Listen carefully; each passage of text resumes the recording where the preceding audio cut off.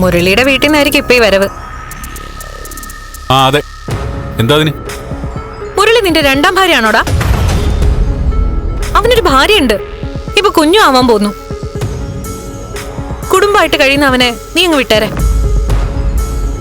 കല്യാണമൊക്കെ കഴിഞ്ഞാ പിന്നെ ഭാര്യയും വീടും ഒക്കെ കഴിഞ്ഞേ കൂട്ടുകാർക്ക് സ്ഥാനമുള്ളൂ. മുരളിക്കിത് നിന്നോട് നേരിട്ട് പറയാൻ മടി കാണും. നീ അത് മനസ്സിലാക്കണ്ടേ?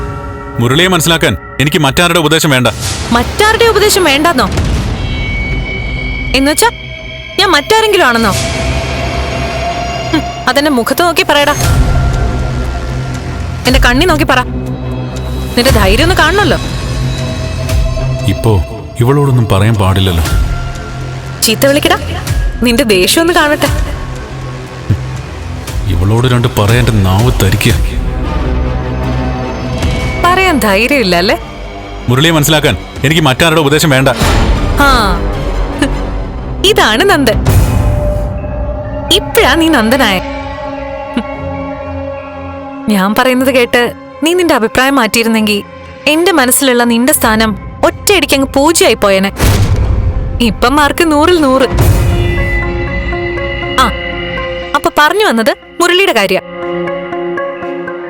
അവൻ പെണ്ണും കെട്ടി കുടുംബമായിട്ട് ജീവിക്കുക. അവനെ വിട്ടേരെ. മുരളിയെ പോലെ ഞാനും ഒരു പെണ്ണൊക്കെ കെട്ടി സ്വസ്ഥമായിട്ട് ജീവിക്കാൻ ആഗ്രഹിക്കുക. ചിലരതിന് സമ്മതിക്കുന്നില്ല. ആ പറഞ്ഞ എനിക്ക് മനസ്സിലായി. ഈശ്വര, കുടുങ്ങിയോ? തൽക്കാലം വീട്ടുകാര് തീരുമാനിക്കട്ടെ, എന്നിട്ട് കേട്ടാ. ഈ വിഷയം സംസാരിച്ചാൽ ശരിയാവില്ല. എടാ മോനെ,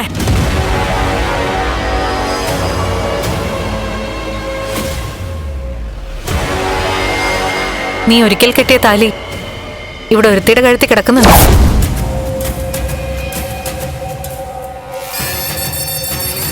ദാ ഇത്.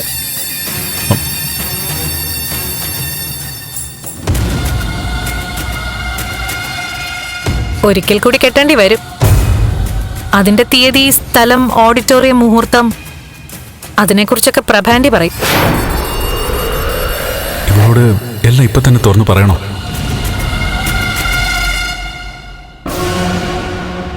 എന്താടാ നോക്കുന്നേ? വേണ്ട, അമ്മ പറഞ്ഞതുപോലെ ഇവള് കടുങ്കൈ വല്ലം ചെയ്യും. കൃത്യമായ സമയം വരട്ടെ.